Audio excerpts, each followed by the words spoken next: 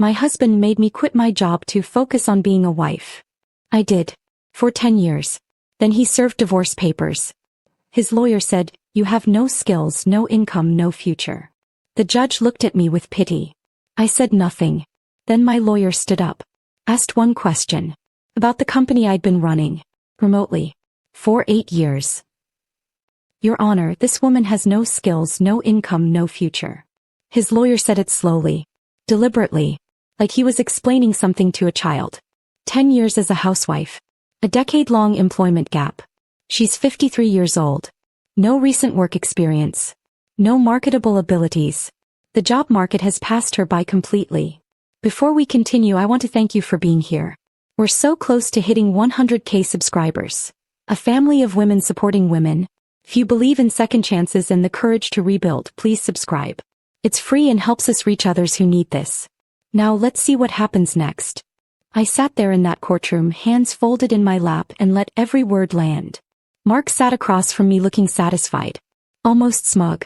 This was the moment he'd been waiting for. The moment his expensive lawyer would prove I was nothing without him. "Mrs. Parker will need significant alimony just to survive," the lawyer continued. "She has no prospects. No way to support herself. My client has been the sole provider throughout this marriage." The judge looked at me. I saw pity in her eyes. That's when my lawyer stood up. "Your Honor," Patricia said quietly, "I have one question for Mrs. Parker." The room went silent. "Mrs. Parker, could you tell the court about the company you've been running for the past 8 years? Mark's face went white. "Let me back up 10 years. To the day my husband made me quit my job to focus on being a wife. The day I became no one. It started with a promotion. His promotion. Mark came home on a Friday afternoon with champagne and that smile he used to give me back when we were happy. Senior account manager. $58,000 a year. We popped the bottle in our kitchen and he talked about the future. How we could finally relax. How his colleagues all had wives who stayed home. How I didn't need to stress myself out working retail anymore. "You could quit," he said, refilling my glass. "I make enough now. Focus on being a wife. Focus on being a wife." Like I hadn't been his wife for 10 years while also managing 3 departments at Dawson's department store. Like those two things couldn't exist at the same time. I was tired. 60-hour weeks during holiday rushes. Dealing with difficult customers and corporate restructures. Some part of me heard, "You don't need to work," and thought maybe it would be nice to rest. To have time for myself. To not feel exhausted every single day. "Hey," I said. "I'll think about it." "I already told my boss you were quitting," Mark said. Kissed my forehead. They were impressed. Said it showed I had my priorities straight. He'd already told people. Before asking me. Before I'd decided. I gave my notice the following Monday. My assistant manager Denise cried. Asked if I was sure. I wasn't sure. But Mark had already made it real by telling other people, and backing out would have made him look bad. So I cleaned out my desk on a Thursday afternoon, turned in my badge and drove home to start my new life as just a wife. The first 6 months were fine. Good even. I deep cleaned closets that hadn't been touched in years. Painted the guest room. Started a garden in our backyard because I needed something to do with my hands. I joined the church women's committee. Volunteered at the library on Tuesday and Thursday afternoons. Mark seemed happier. He'd come home to find dinner ready, the house spotless, me showered and dressed in actual clothes instead of my old work uniform. "This is how it should be," he'd say, kissing my cheek. "This is how it should be." Like before had been wrong somehow. Then the comments started. Small ones. Easy to dismiss if you wanted to pretend everything was fine. "Did you really need to buy the expensive butter?" When I unpacked groceries. "What did you do all day?" When he came home and found me reading on the couch. He started checking the mileage on my car. I didn't notice at first. Then I realized he was writing the numbers down in a little notebook he kept in his nightstand. When I asked why, he said he was just curious where I was going. To the grocery store. The library. Church.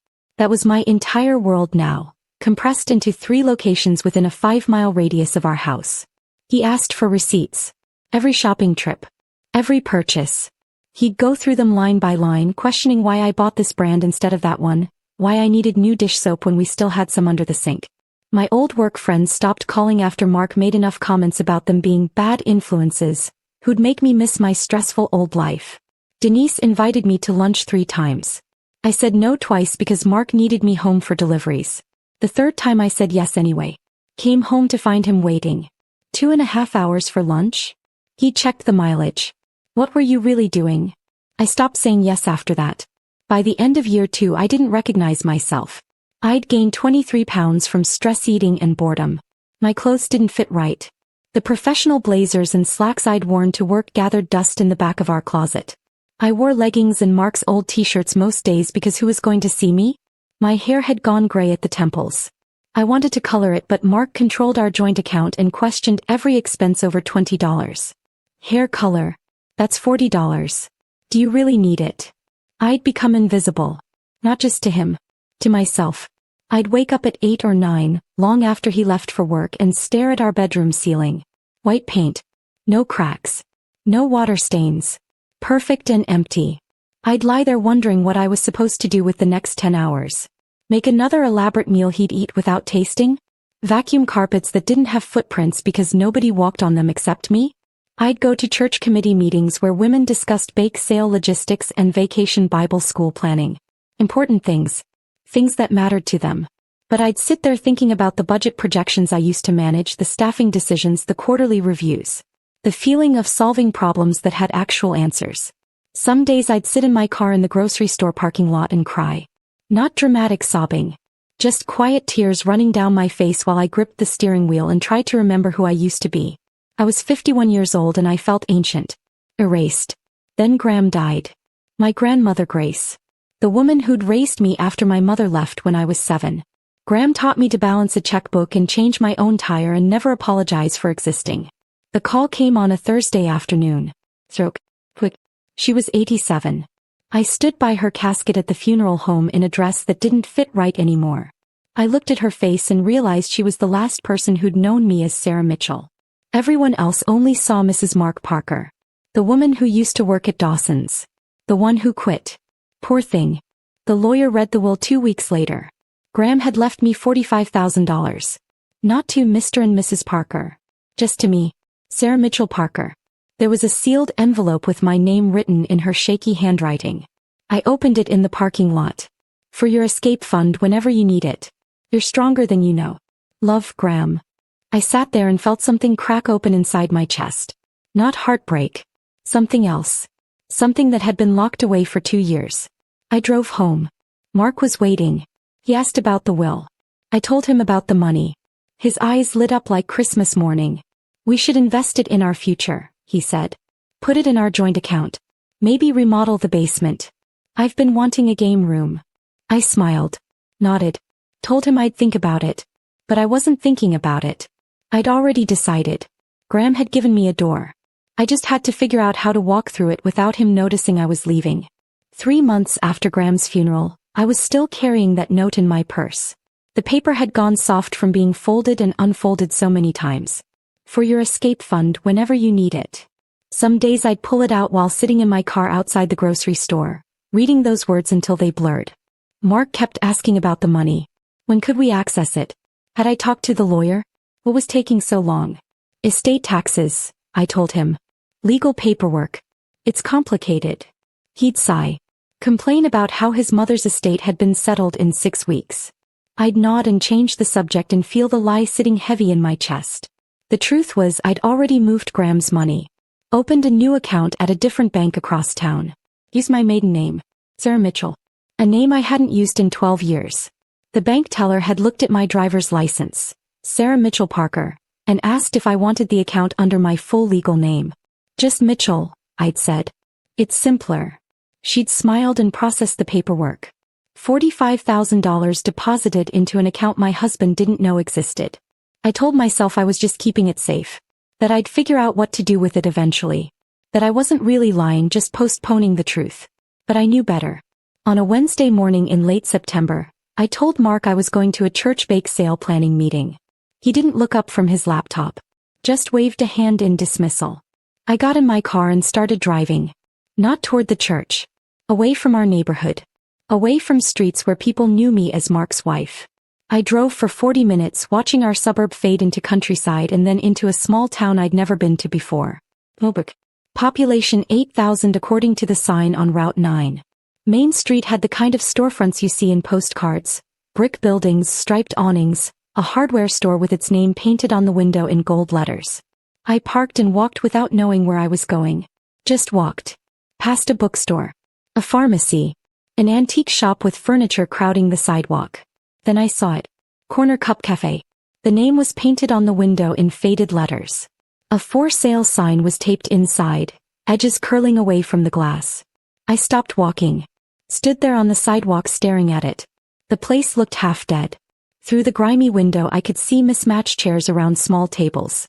A counter with a coffee machine that looked older than me. Menu boards with prices written in marker that had started to fade and smear. But there was something about the morning light coming through those east-facing windows. Something about the way the door sat slightly crooked in its frame. I pushed the door open. It stuck. I had to push harder and it gave with a scraping sound that probably should have been fixed years ago. A woman looked up from wiping down tables. Late 50s, maybe early 60s. Gray hair pulled back in a ponytail. Tired eyes that had seen too many slow days in a dying business. "We're closing in 10 minutes, she said. Not rude. Just factual. But I can get you coffee if you want. Is this place really for sale?" She set down her rag. Studied me for a moment. "You interested in buying a failing cafe?" "Maybe." She laughed. Not a happy sound. "Owner died 6 months ago. Heart attack right there behind the counter. His kids want to sell. Get it off their hands. They live in Florida. Don't want to deal with it." "How much are they asking?" $38,000. For everything. Equipment, lease, business name, whatever inventory's left. She picked up her rag again. "Place hasn't turned a profit in 3 years. You'd be buying a headache." I looked around.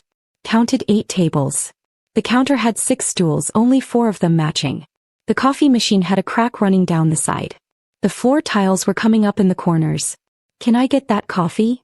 I asked. Her name was Rita. She'd worked there for 18 years. Longer than I'd worked at Dawson's.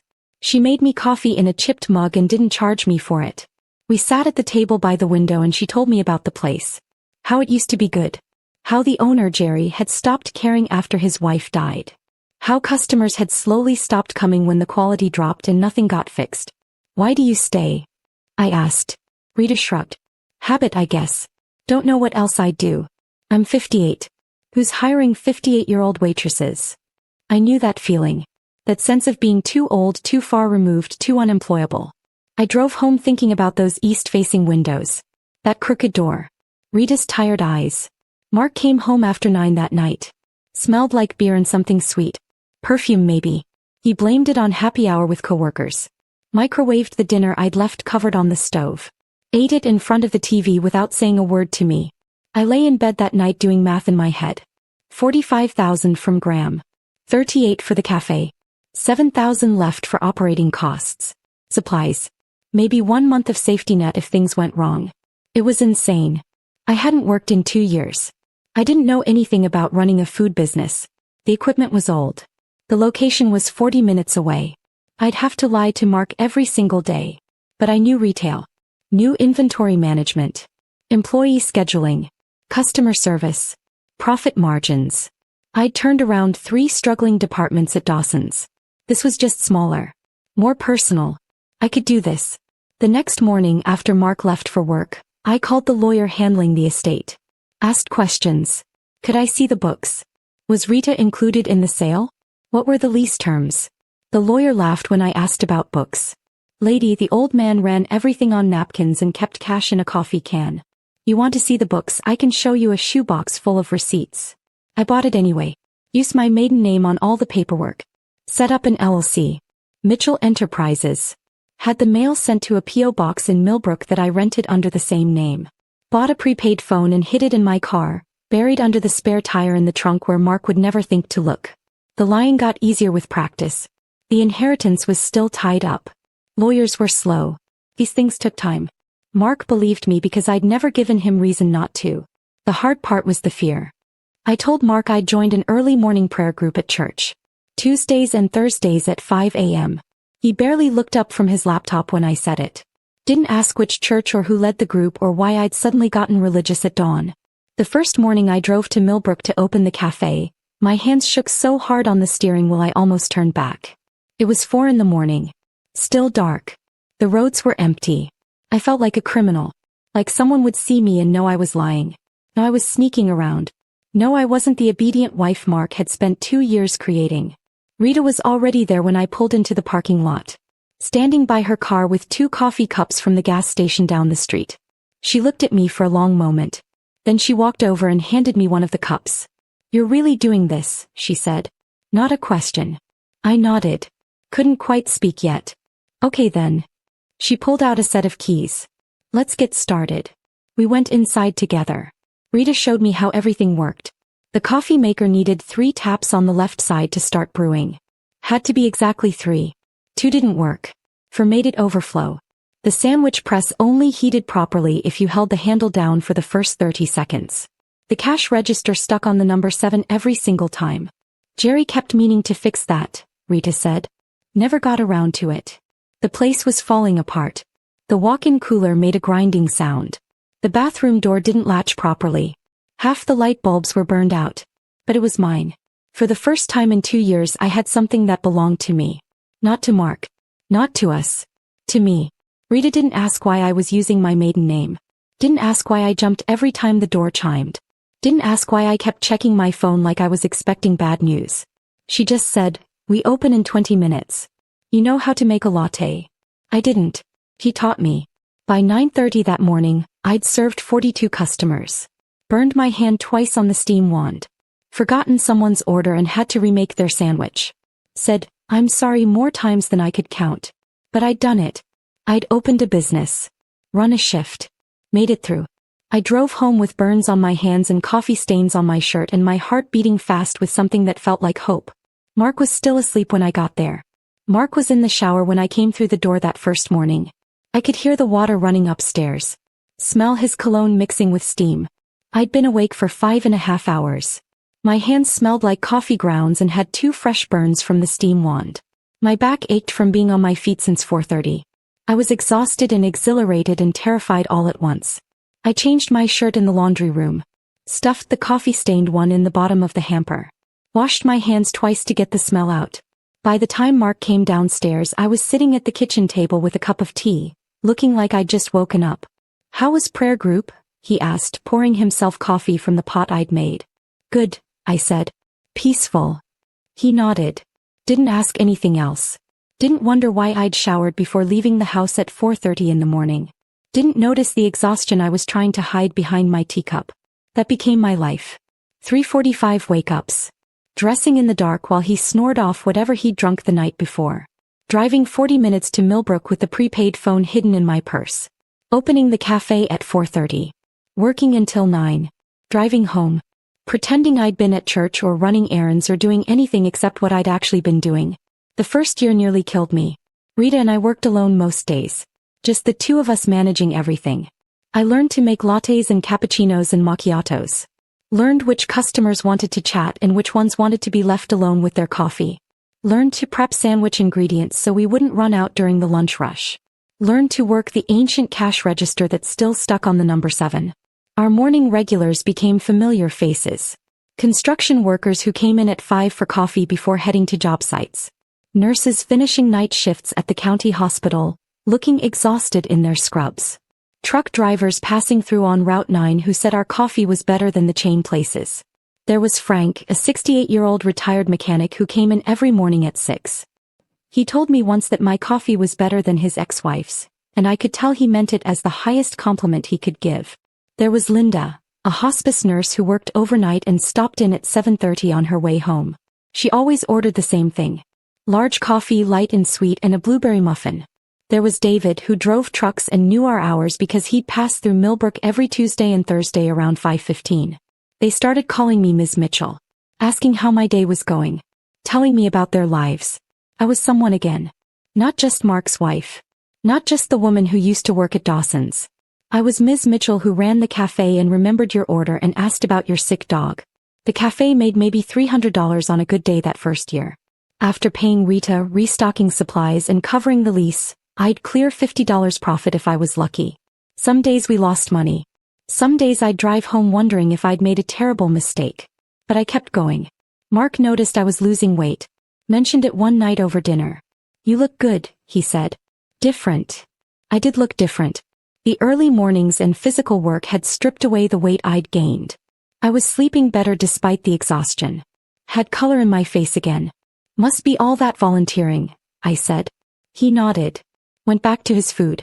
What he didn't notice was that I was waking up at 3:45 every morning. That I was gone before dawn. That I came home smelling like coffee even though I'd changed my shirt and washed my hands. He didn't notice because he'd started staying out later. Coming home after 10, sometimes after 11. Smelling like cigarette smoke and something sweet I couldn't quite identify. When I asked where he'd been, he'd say happy hour with coworkers. Office thing. You wouldn't understand. I stopped asking. Instead, I started checking our joint account. Not every day. Just occasionally. Carefully. Making sure to clear the browser history after. That's when I saw the withdrawals. $1,500. $3,000. $2,500. Always in round numbers. Always with no explanation. One night I asked him about it. Kept my voice casual. Light. I noticed some money came out of our savings. What was that for? His face changed. Got hard in a way I wasn't used to seeing. Investment opportunities through the office, he said. You wouldn't understand the details. I'd like to understand. Sarah. He said my name like a warning. I'm the one who works. I'm the one who makes the money. I think I can decide how to invest it without getting permission from someone who hasn't had a job in 3 years. I didn't say anything. Just nodded. Let it drop. But I started keeping records. A little notebook hidden in my car. Every withdrawal he made I wrote it down. Date. Amount. His excuse if he gave one. $15,000 disappeared that first year. $15,000 from our joint savings while I was working 80-hour weeks to build something he knew nothing about. I said nothing. What could I say without revealing I was checking the accounts? Without explaining why I wasn't panicking about money when I supposedly had no income? The secret I was keeping had walls built from other secrets. Month 14 I hired my first employee besides Rita. Her name was Jasmine. 29 years old with a 3-year-old daughter. She came in for the interview wearing jeans that had been washed so many times they were nearly white. Shirt with a small stain on the collar she tried to hide with a cardigan. She sat across from me at one of the cafe tables and her hands shook when she filled out the application. I haven't worked in 4 years, she said. My ex said he'd support us. Then he left. Stopped paying child support. I've been applying everywhere but nobody calls back. I looked at her application. High school diploma. Some community college. Previous experience as a waitress before her daughter was born. When can you start? I asked. She blinked. You're hiring me? $12 an hour. Tips split evenly between everyone working that shift. Can you do mornings? 6 to noon. She started crying. Right there at the table. Said yes through the tears. Said thank you about 15 times. Rita took her under her wing the way she'd taken me. Taught her the systems.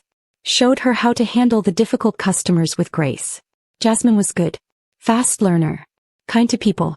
Her daughter's daycare was 2 blocks away, so she could walk there after her shift. Then came Bobby. 42 years old. Line cook. Came in asking if we were hiring and I almost said no because we didn't really need anyone else yet. Then he mentioned he'd just gotten out. 3 years for possession. Couldn't find work anywhere because of his record. I can cook, he said. I'm good at it. I just need someone to give me a chance. I hired him for kitchen work. $10 an hour to start. He showed up 15 minutes early to every single shift. Never complained. Made breakfast sandwiches that were so good people started coming in just for those. Maria came next. 52 years old. From Guatemala. Her English was rough but her baking was perfect. She made bread the way Graham used to, by feel not measuring. He had 3 kids. Husband had left her 6 months earlier. Disappeared back to Guatemala and left her with nothing. These people became my family. My real family. The ones who understood what it meant to rebuild yourself from nothing. They figured out pretty quickly that something wasn't normal about my situation. The way I jumped every time the door chimed.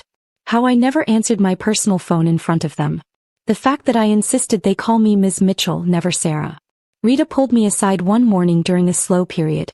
Honey, she said quietly, I don't need to know your business. But we've got your back. Whatever you're running from or hiding from, you're safe here. I almost cried. Instead, I just nodded and went back to wiping down tables. By the end of year 2, the cafe was actually making money. Real money. I'd repainted the walls a warm cream color, replaced the broken equipment, updated the menu with items Bobby suggested, fixed the bathroom door and the grinding walk-in cooler and even the cash register that stuck on 7. We were making $700 on weekdays, $1,000 on Saturdays. After expenses and payroll and everything else, I was clearing $6,000 a month. That's when I started looking at the second location. Another failing cafe in Millbrook. Owner was retiring. Wanted $18,000 for it. I had $22,000 in my business account by then. Rita said I was crazy to expand so fast. You're barely 2 years in, she said. You should wait. Build up more savings. But I'd spent 12 years in retail management. I knew how to scale. Knew when to grow. I bought it. Put Jasmine in charge. She cried again when I told her. Within 6 months, both locations were profitable. I was making more money than I'd ever made at Dawson's. More than Mark made in his fancy account manager job. And he had no idea. He thought I was volunteering at church. Doing book club on Thursday nights. Maybe running errands. He had no idea I was running 2 businesses 40 minutes away in a town where nobody knew Mrs. Mark Parker existed. By year 7, I'd opened 4 locations. The original cafe, the second one Jasmine managed, a third near the hospital that did brisk business with medical staff, and a fourth by the highway that caught travelers and truckers. I had 32 employees. I was clearing $12,000 a month in owner's draw. Mark still had no idea. I'd gotten better at the lying. Better at the logistics. I worked the opening shift at the original location 6 days a week, 4:30 to 9:30, then spent a few hours rotating between the other locations. Checking in. Handling problems. Meeting with suppliers. I told Mark I'd expanded my volunteering. Church food bank. Library programs. Meals on Wheels. He never questioned it. Never asked for details. Never seemed to notice or care how I spent my days. He was staying out later. Coming home after midnight some nights. I'd be in bed pretending to sleep when he'd stumble in, smelling like smoke and alcohol and something floral I couldn't place. On a Wednesday in November I was doing laundry. Going through pockets before washing like I always did. Mark's work pants. I pulled out a crumpled receipt and almost tossed it without looking. Something made me unfold it. Riverside Casino. 3 days ago. Dinner for 2. $87. 2 glasses of champagne. 1 ribeye steak. 1 salmon. I stood there in our laundry room holding that piece of paper and something cold settled in my chest. Mark had told me he was working late on Monday. Project deadline. Wouldn't be home until 10. I stared at the receipt. 2 glasses of champagne. We hadn't had champagne together in 4 years. I'd suggested it once for our anniversary. Mark had said it was too expensive. Said we needed to watch our spending. Be responsible. But he'd bought champagne for someone else. I checked his other pants. The khakis from last week. The jeans from the weekend. 2 more receipts. Different dates. Same restaurant. Same casino. Always dinner for 2. Always expensive. I sat down on the laundry room floor with those 3 receipts spread in front of me like evidence at a crime scene. The money wasn't what hurt.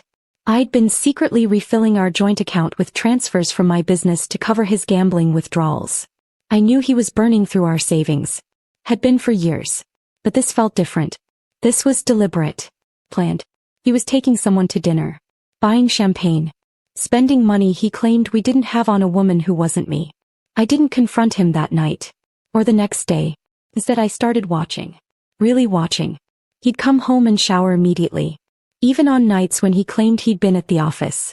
Who showers after sitting at a desk? There was new cologne in our bathroom cabinet. Expensive stuff. I'd never bought it. When I asked him about it he said it was a gift from a coworker. For his birthday. His birthday had been 6 months ago. He'd started using breath mints. Kept a tin in his car. Another in his jacket pocket. Mark had never cared about his breath before. Now he was 54 years old and suddenly worried about it. The pieces were all there. I'd just been too busy building my businesses to put them together. 2 weeks after I found the receipts I checked our joint account. Another withdrawal. $22,000. Gone. In one transaction. I sat at my kitchen table staring at the screen on my laptop. $22,000. Our savings was almost empty now. When Mark came home that evening I kept my voice calm. Light. Casual. I saw a withdrawal from our savings. $22,000. What was that for? His face changed. Got red. Angry. My mother needs emergency surgery, he snapped. How dare you question me about taking care of my own mother? Do you think I'm lying to you? I said nothing. Just looked at him. I can't believe you'd make this about money, he continued. My mother is sick and you're worried about the account balance. That's unbelievable, Sarah. Really unbelievable. I'm sorry, I said quietly. You're right. I shouldn't have asked. He nodded. Accepted my apology like it was his due. Went upstairs to change for dinner. I sat there at the kitchen table. His mother had been dead for 6 years. Died of pneumonia in a nursing home in Florida. We'd gone to the funeral together. He was lying to my face and didn't even care enough to make it believable anymore. I went upstairs. Sat on the edge of our bed. Thought about 7 years of waking up at 3:45. 7 years of burns on my hands and aching feet and pretending to be someone I wasn't. 7 years of building something while he destroyed everything. The next morning at the cafe, Rita took one look at my face and poured me coffee without asking. Added extra cream the way I liked it. Set it in front of me and squeezed my shoulder. You okay, honey? I nodded. Couldn't quite speak yet. She didn't push. Just went back to prepping for the morning rush. That's when I decided I needed to know for sure. Not a private investigator. I couldn't afford that. Couldn't risk the paper trail. Couldn't have Mark finding out I was checking on him. But Emma could help. Our neighbor's daughter. 16 years old. Worked part-time at my third location after school. Sweet kid. Good grades. Saving for college. I'd written her a reference letter for her applications. She called me Aunt Sarah when her parents weren't around. One afternoon during her shift, I asked her casually about the neighborhood. If she'd seen Mr. Parker much lately. She got quiet. Looked down at the register she was restocking with receipt paper. Ms. Mitchell, she said carefully, there's something I should probably tell you. She pulled out her phone. Opened her photos. Showed me. Mark's car in our driveway on a Thursday afternoon. 2:15 p.m. When he should have been at work. A woman getting into the passenger seat. Blonde hair. Young. Maybe early 30s. Another photo. Same woman leaving our house 2 hours later. 3 more photos. Different days. Same pattern. I wasn't trying to spy, Emma said quickly. But I walk home from school past your house and I kept seeing her. And I thought you should know. In case you didn't know. I'm sorry. I looked at those photos. This girl had been documenting my husband's affair for 3 months. Taking pictures because she thought I should know. Because she cared enough to protect me. Thank you, I managed to say. Can you send these to me? She did. To my business phone. The prepaid one Mark didn't know existed. That night I waited until Mark was in the shower. Went through his phone.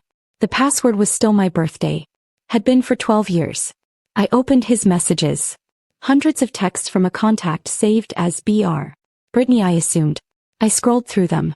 Didn't read every word. Couldn't. But I read enough. Plans to leave me. Discussions about timing.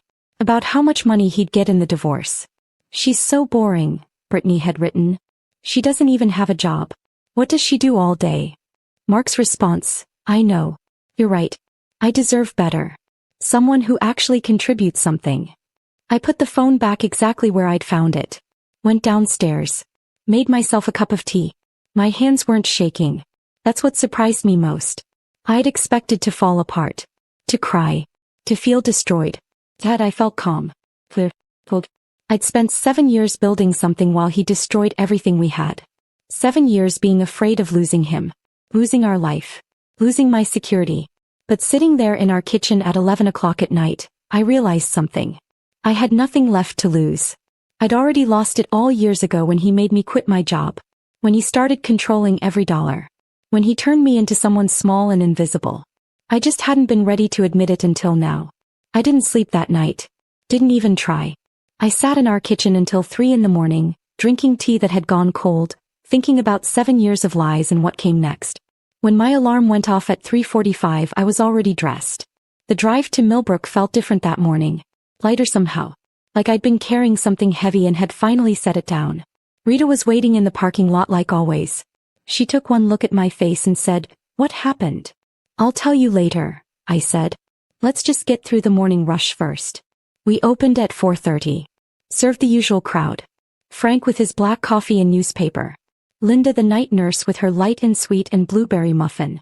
David the truck driver passing through on his Tuesday route. Normal. Everything was normal except nothing would ever be normal again. By 9:30 the morning rush had cleared. Rita poured us both coffee and sat across from me at the corner table. Talk, she said. I told her everything. The receipts. The photos Emma had taken. Going through Mark's phone. The text messages. Brittany. Rita listened without interrupting. When I finished, she reached across the table and squeezed my hand. Good riddance, she said simply. I almost laughed. That's it? That's your advice? Honey, I watched you build this place from nothing. Watched you work yourself half to death while that man sat at home doing nothing. You don't need advice. You already know what you're going to do. He was right. I did know. The divorce papers arrived on a Monday morning in March. 3 weeks after I'd found the receipts. 2 weeks after Emma showed me the photos. I'd just gotten home from my opening shift. Still had coffee stains on my fingers. I was pulling into our driveway when a man in a polo shirt walked up to my car window. Sarah Parker? Yes. You've been served. He handed me a manila envelope. Waited while I signed his clipboard. Then he got back in his car and drove away. I sat there in my driveway and opened the envelope. Petition for dissolution of marriage. I read through the paperwork slowly. Mark was asking for the house. Both cars. Half of any retirement accounts or hidden assets. And alimony. Alimony. From me. From the woman he thought had been sitting home doing nothing for 10 years. His lawyer had included a statement. I read it twice to make sure I wasn't misunderstanding. Mrs. Parker has been voluntarily unemployed for a decade. She has no marketable skills or employment prospects. She is financially dependent and incapable of self-support. Given her age and extended absence from the workforce, she will require significant spousal support to maintain even a minimal standard of living. I sat there in my car and started laughing. I couldn't help it. The irony was so perfect it was almost beautiful. Mark thought I was unemployable. Thought I was helpless. Thought I'd been doing nothing for 10 years while he supported us. I laughed until tears ran down my face. Mark came home 2 hours later. I was sitting at the kitchen table with the papers spread in front of me. He walked in looking nervous. Guilty. Like a kid caught doing something wrong. Sarah, he started. I'm sorry you had to find out this way. Not sorry for cheating. Not sorry for lying. Not sorry for the affair or the gambling or any of it. Just sorry I'd found out through legal papers instead of him telling me himself. I think this is best for both of us, he continued when I didn't say anything. We've grown apart. You deserve someone who can make you happy. I almost laughed again. He was using therapy language. Making it sound mutual. Like we'd both decided this together. When are you moving out? I asked. He looked relieved. This week. I've already started packing. I'll get the rest of my stuff over the next few days. Where are you going? Staying with a friend. Until we figure everything out. A friend. Right. He moved out on Thursday. Packed his clothes and his golf clubs and the TV from the living room. I helped him carry boxes to his car. Didn't fight. Didn't cry. Didn't beg him to stay. He seemed almost giddy with how easy I was making it. We can be adults about this, he said, loading the last box into his trunk. Split things fairly. No reason to make it ugly. Whatever you think is fair, I said. He smiled. Actually smiled. Then he kissed my forehead like I was a child. You'll be okay, he said. Maybe you can get a job at Target or something. Get back on your feet. I watched him drive away. Stood in our driveway until his car disappeared around the corner. Then I went inside and called Patricia Chin. Patricia was 63 years old. Sharp-eyed and sharp-tongued. Her daughter Amy worked at my fourth location. Had been working there for 8 months.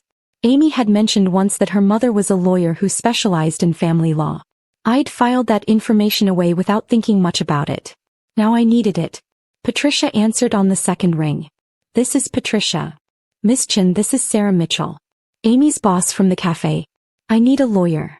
There was a pause. What kind of lawyer? Divorce. Come to my office. 2 o'clock today. Bring the papers. She took my case after hearing 5 minutes of the story. Said she'd seen men like Mark before. Said she'd handled her own ugly divorce 15 years ago and knew exactly how this would play out. He thinks you're helpless, she said, reading through Mark's filing. His lawyer thinks you're helpless. They're going to push for a quick settlement. Pressure you to take whatever they offer because they think you're desperate. I'm not desperate. No, Patricia said, looking up at me with something like respect. I don't think you are. A week later, Patricia came to Millbrook. Said she wanted to see my businesses. Understand exactly what we were working with. I took her to all 4 locations. The original cafe where Rita was managing the lunch rush. The second location where Jasmine had just hired 2 new employees. The third near the hospital that was doing steady business. The fourth by the highway where Bobby was training a new cook. Patricia met everyone. Rita gave her coffee and a cinnamon roll that made her close her eyes and make a sound of appreciation. Jasmine showed her the employee schedule she designed on spreadsheet software she taught herself. Bobby made her a breakfast sandwich that was so good she asked for the recipe. Maria hugged her without asking permission. Patricia took notes. Asked questions. Looked at everything with the eye of someone who knew what mattered. Afterward we sat in my office. A tiny room behind the original cafe with a desk I'd bought at a yard sale for $40 and a filing cabinet that didn't quite close right. Here's what's going to happen, Patricia said. His lawyer is going to paint you as helpless. They're going to argue you need support. Need help. Can't survive without your husband. They're betting you'll settle fast because you're scared and have no options. She paused. Looked at me directly. Are you scared? I thought about 3:45 a.m. wake-ups. Burned hands from learning to use a steam wand. Crying in my car in grocery store parking lots. Building something from nothing while Mark gambled away our savings. Working 6 days a week while he told people his wife didn't work. No, I said. I'm not scared anymore. Patricia smiled. Good. Because we're going to let them think they're winning right up until they're not. She explained her strategy. Minimal disclosure. Just enough to comply with court orders. Let Mark's lawyer make assumptions. Let them build their case on the belief that I was unemployable and helpless. Men like your husband, Patricia said, they believe their own lies. He's convinced himself you're nothing without him. His lawyer believes it because it's easier than the truth. He pulled out a legal pad. Started making a list. I need tax returns for Mitchell Enterprises. Employee testimonials. Business licenses. Franchise corporate documentation if you have it. Property deeds. Bank statements showing consistent income. Everything that proves you're not just employed, you're successful. She looked up. How many locations did you say you have? 4. Get me documentation for all 4. Actually, I said, I need to correct that. I bought 2 more properties last month. I'm signing the final paperwork tomorrow. Patricia stopped writing. Looked at me. Then she started laughing. Oh, she said, this is going to be fun. Patricia filed our response to Mark's petition the next week. I didn't read it before she submitted it. Told her I trusted her judgment. Smart woman, she said. The court date was set for November. 8 months away. 8 months of waiting. 8 months of pretending. Mark's lawyer started sending demands almost immediately. Lists of assets he wanted. Questions about my finances. Requests for bank statements and employment history and anything else they could think of. Patricia would read them at her desk while I sat across from her and she'd laugh. Listen to this one, she said during one of our meetings. They want documentation of any income you've received in the past 10 years. Any employment.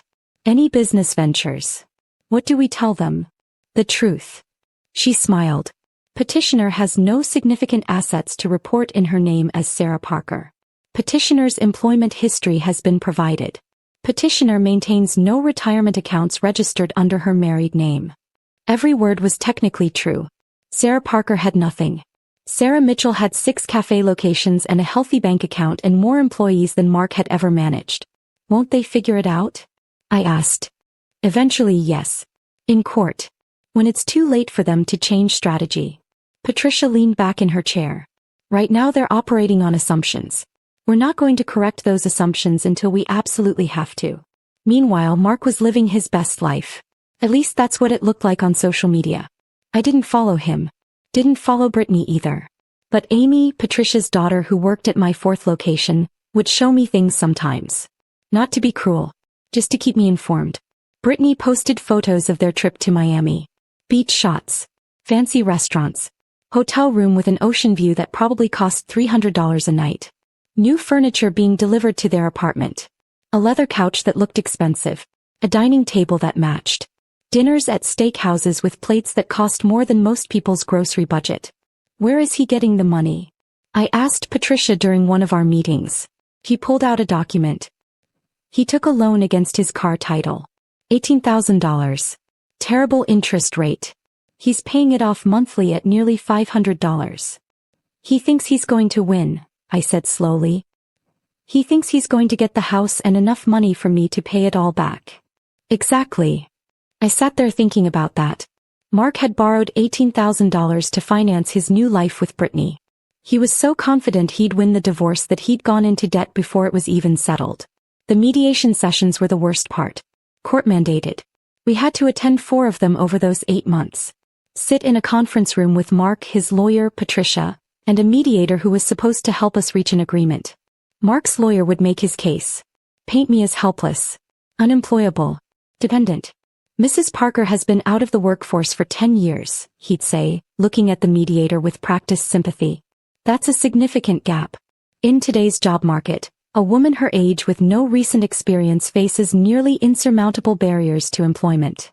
I'd sit there with my hands folded in my lap, looking down at the table. We understand this is difficult, he'd continue. But with some retraining, perhaps community college courses, Mrs. Parker might find entry-level employment. Retail perhaps. Food service. Something to help her get back on her feet.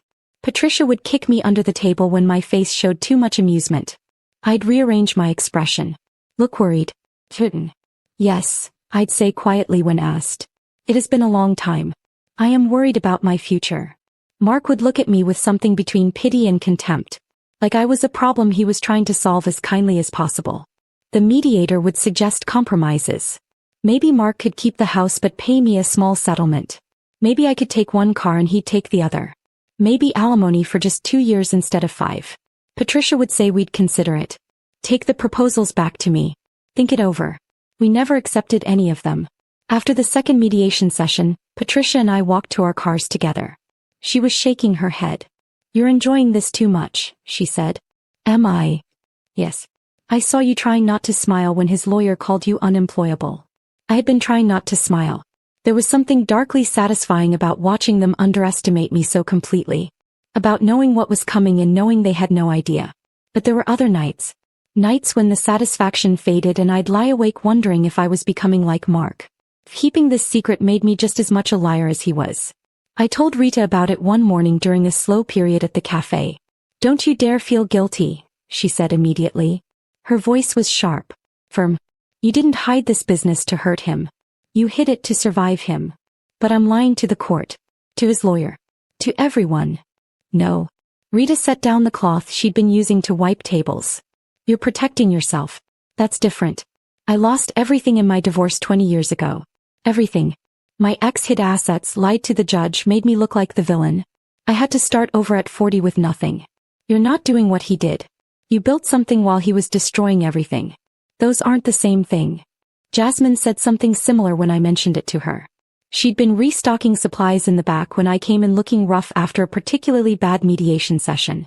You did what you had to do, she said simply. That's not the same as what he did. I left my ex with $32 and my daughter. Slept in my car for 2 weeks. Nobody calls that lying. They call it surviving. But Bobby surprised me most. He pulled me aside one afternoon during a quiet shift. We were the only ones in the cafe besides one customer reading a book in the corner. Ms. Mitchell, he said quietly, I've lied to a lot of people in my life. For drugs. For money. For stupid reasons I'm not proud of. I spent 3 years in prison because of choices I made. I nodded. Waited for him to continue. But I never lied to protect myself from someone who was supposed to love me. What you did. That's not lying. That's survival. There's a difference. Coming from Bobby, who'd paid dearly for his mistakes, it meant something. Month 6 brought a crisis I hadn't anticipated. A man walked into my cafe on a Tuesday morning. I was behind the counter helping with the morning rush because one of our regular staff had called in sick. I looked up to take his order and my stomach dropped. Dirk. Mark's coworker. I'd met him twice.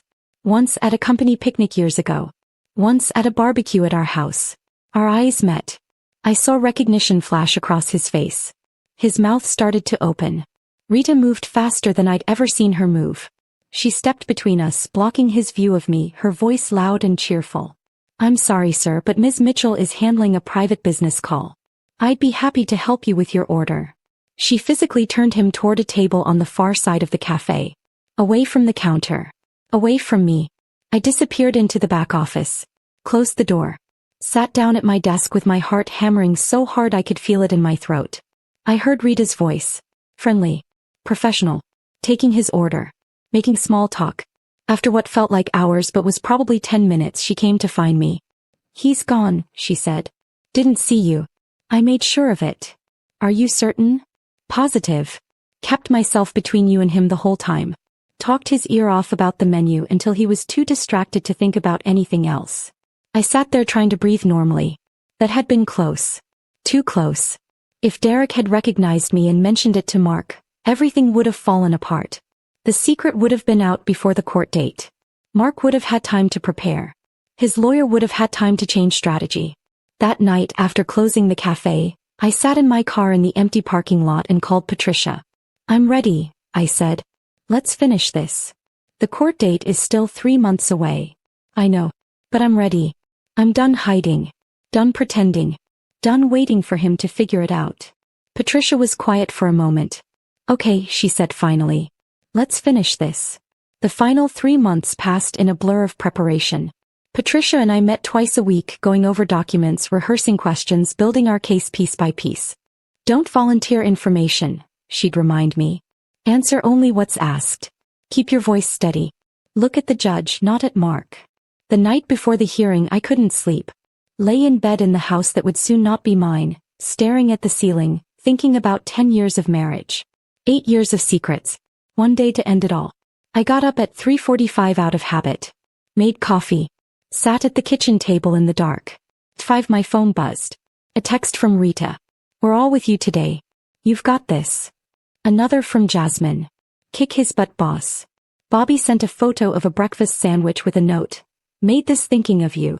Go show them who you are. Maria sent a prayer in Spanish I had to use a translator to read. I got dressed carefully. Not in my usual jeans and cafe t-shirt. In a navy dress Jasmine had lent me. Simple. Plain. No jewelry except my wedding ring, which I'd kept wearing through everything because Patricia said it would look better in court. Low heels that hurt my feet. Hair pulled back in a bun. No makeup. I looked in the mirror and barely recognized myself. I looked tired. Older. Exactly like what Mark's lawyer would expect. Perfect. The courthouse was downtown. 40 minutes from Millbrook. I got there 30 minutes early and sat in my car, breathing slowly, trying to calm my racing heart. Patricia met me at the entrance. She was wearing a sharp gray suit and carrying a leather briefcase that looked expensive. Ready? She asked. Yes. We walked in together. Through security. Up the elevator. Down a hallway that smelled like floor polish and old coffee. The courtroom was smaller than I'd expected. Beige walls. Fluorescent lights humming overhead. Wooden benches that looked uncomfortable. Mark was already there. Sitting on the left side with his lawyer. He was wearing a new suit. Dark blue. Probably cost $500 he didn't have. Brittany was in the back row. Blonde hair styled perfectly. Dressed too tight and too young for a courtroom. She kept touching her hair and smiling at Mark. I sat down next to Patricia on the right side. Folded my hands in my lap. Didn't look at Mark. The judge came in a few minutes later. A woman in her early 60s. Reading glasses on a chain around her neck. Gray hair cut short. Face that said she'd heard every lie people could tell and didn't believe any of them. All rise for the Honorable Judge Morrison, the bailiff said. We all stood. Sat back down when she gestured for us to. Judge Morrison looked at the papers in front of her. Looked at Mark. Looked at me. We're here for the dissolution of marriage between Mark Parker and Sarah Parker, she said. Her voice was flat. Professional. Like she did this 20 times a week. Mr. Parker, your attorney may proceed. Mark's lawyer stood up. Richard something. I'd heard his name but hadn't bothered to remember it. He was tall. Silver hair. Expensive suit. Smile that probably worked on most people. Your Honor, he began, this is a straightforward case. Mrs. Parker has been out of the workforce for 10 years. She voluntarily left a retail management position to focus on being a homemaker. A choice she made freely. A choice that has consequences. I kept my face neutral. Let him talk. She has no recent employment history. No current income. No retirement savings. She is, by any reasonable measure, unemployable in today's job market. He said it so confidently, like it was a fact everyone agreed on. A woman of 53 with a decade-long gap in her resume faces nearly insurmountable barriers to employment. My client, Mr. Parker, has been the sole financial provider throughout this marriage. He's maintained steady employment, paid the mortgage, covered all household expenses. I watched Judge Morrison. Her face didn't change, just listened, took notes. Mrs. Parker has contributed nothing financially, Richard continued. In fact, she spent considerable money from their joint accounts on personal expenses we're still attempting to document. He looked at me when he said it, like I was some kind of frivolous spender who'd blown our savings on shoes and purses. I said nothing, just sat there. Mr. Parker is requesting an equitable division of assets, Richard said, which, given Mrs. Parker's complete lack of financial contribution, means she should receive minimal settlement. Perhaps enough to get her through 6 months while she seeks employment. Entry-level retail, food service, anything to help her rebuild basic work skills. Entry-level retail. Like I hadn't managed 3 departments and 42 employees before Mark made me quit. Your Honor, this is simply a matter of practical reality. Mrs. Parker needs to face facts. She has no skills, no income, no future prospects. The sooner she accepts this and agrees to reasonable terms, the sooner both parties can move forward with their lives. He sat down, looked pleased with himself.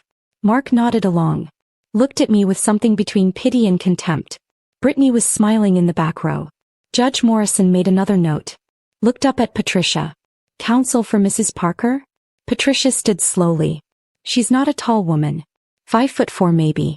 But something about the way she moved made the room feel smaller. Your Honor, she said, her voice calm and clear, I have just one question for Mrs. Parker. Judge Morrison nodded. Proceed. Patricia turned to me. Our eyes met. This was it. 8 years of secrets. 8 months of preparation. One moment to change everything. Mrs. Parker, she said, could you tell the court about Corner Cup Cafe? The room went very quiet. I could feel Mark's confusion from across the aisle. Heard Brittany shift in her seat behind him. I stood up, smoothed down the borrowed dress, looked directly at Judge Morrison. Your Honor, I own and operate Corner Cup Cafe. It's a coffee and sandwich shop in Millbrook, about 40 minutes from here. Mark's lawyer started to say something. Judge Morrison held up her hand, stopped him. Continue, Mrs. Parker, she said. I purchased the cafe 8 years ago using a small inheritance from my grandmother. $45,000. It was failing when I bought it. Nearly bankrupt. I turned it around within 18 months. Made it profitable. I could see Mark's face from the corner of my eye. He'd gone pale. I've since expanded to 6 locations across 3 counties. Millbrook, Riverside, Hartfield. Each location profitable. Each one built through careful reinvestment of earnings. My voice was steady, clear. This was the easy part. I was just telling the truth. I currently employ 47 people. Full-time and part-time staff. Many of them are women rebuilding their lives. Starting over. Getting second chances. Judge Morrison was leaning forward slightly, paying attention. Last year my businesses generated $180,000 in owner's draw for me personally. That's after all expenses. Food, supplies, rent, everything. Richard was shuffling papers frantically, looking for something he wasn't going to find.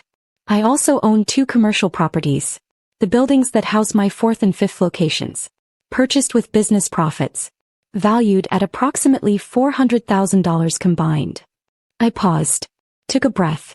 I work opening shifts 6 days a week. 4:30 in the morning until 9. Sometimes longer when we're short-staffed or training new employees. I've been doing this for 8 years. I finally looked at Mark. His face had gone from pale to gray. His mouth was slightly open. I've never missed a mortgage payment on our house, I said, still looking at him. In fact, for the last 4 years, my income has been supplementing our joint account. Covering withdrawals my husband made. $45,000 total. The exact amount of my inheritance. Money he spent on gambling losses and his affair. Brittany stood up in the back row. Walked out. I heard the courtroom door close behind her. Mark didn't even notice she'd left. Patricia stood and pulled documents from her briefcase. Thick folders. Years of careful record-keeping. Your Honor, I'd like to submit evidence supporting Mrs. Parker's testimony. She handed the first folder to the bailiff, who passed it to Judge Morrison. Tax returns. 8 years of them. Showing consistent business income under Mitchell Enterprises LLC. Employee testimonials. Letters from Rita, Jasmine, Bobby, Maria and 15 others. Talking about Ms. Mitchell, who gave them jobs when nobody else would. Who paid fair wages. Who treated them like family. Health inspection reports. All 6 locations. All passing. All signed by Sarah Mitchell as owner-operator. Business licenses. Proper documentation filed with the state. Everything legal. Everything transparent. Property deeds for the 2 commercial buildings I owned. Bank statements showing the growth of my business accounts. The consistent deposits. The careful management. And finally, a letter from the franchise corporate office. Congratulating me on being named Franchisee of the Year for exceptional business turnaround and community impact. Judge Morrison read through everything slowly. Mark's lawyer kept trying to interrupt. She'd hold up one finger. Keep reading. When she finished, she looked up at Richard. Counsel, you were saying Mrs. Parker has hidden assets? Richard stood quickly. Your Honor, these documents show clear deception. Mrs. Parker deliberately concealed. Every business document was filed properly with the state, Patricia interrupted calmly. Under Mrs. Parker's legal maiden name, which she has every right to use. All taxes were paid. All business dealings were completely legitimate and transparent. But she never told my client. The only thing Mrs. Parker hid, Patricia said, her voice sharp now, was her business from a husband who'd proven himself untrustworthy with money. She pulled out another document. Bank statements for our joint account. Your Honor, over the past 8 years Mr. Parker withdrew $45,000 from their joint account. The exact amount of Mrs. Parker's inheritance from her grandmother. He spent it on gambling losses and funding an extramarital affair. Meanwhile, Mrs. Parker was actually depositing money into that same account from her business earnings to keep their household afloat and prevent their mortgage from defaulting. He let that sink in. Mr. Parker has already taken his share. Every penny Mrs. Parker earned through her business was kept completely separate from marital assets. Judge Morrison looked at Richard. Does your client have anything else to present? Richard looked at Mark. Mark looked like he might be sick. No, Your Honor, Richard said quietly. Judge Morrison took off her reading glasses. Set them on her papers. Looked at Mark for a long moment.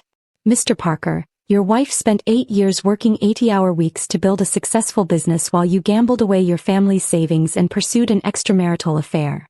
Mark started to speak. She held up her hand. The fact that you didn't know about her business speaks to your lack of attention, not her lack of transparency. This court finds that you've already received more than your fair share of marital assets through your systematic depletion of joint accounts. She picked up her pen. Started writing. Mr. Parker will receive his personal belongings, his vehicle and half of his retirement account that he hasn't already borrowed against.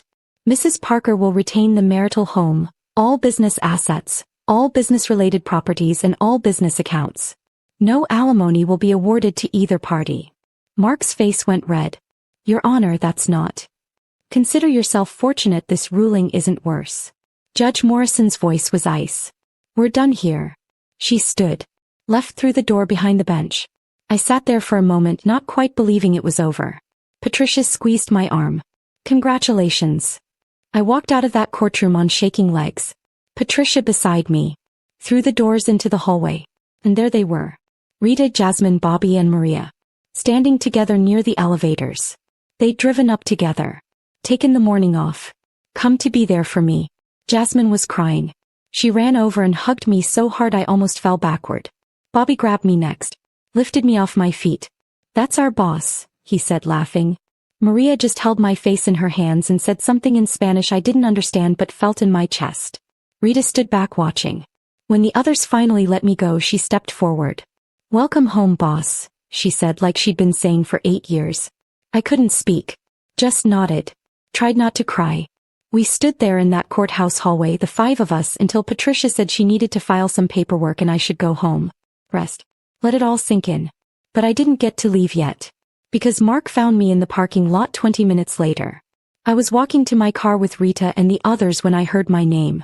Sarah. I turned. He was standing by his car. Brittany wasn't with him. I'd seen her leave during the hearing. Walk right past the courthouse windows. Didn't even wait to hear the outcome. I'll wait in the car, Rita said quietly. The others followed her. Left me standing there alone with my ex-husband. He looked smaller somehow. Older. The new suit that had looked expensive in the courtroom just looked like clothes now.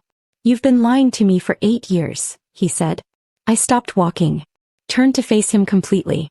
Yes, I said. I lied about where I went every morning. I lied about what I did with my grandmother's money.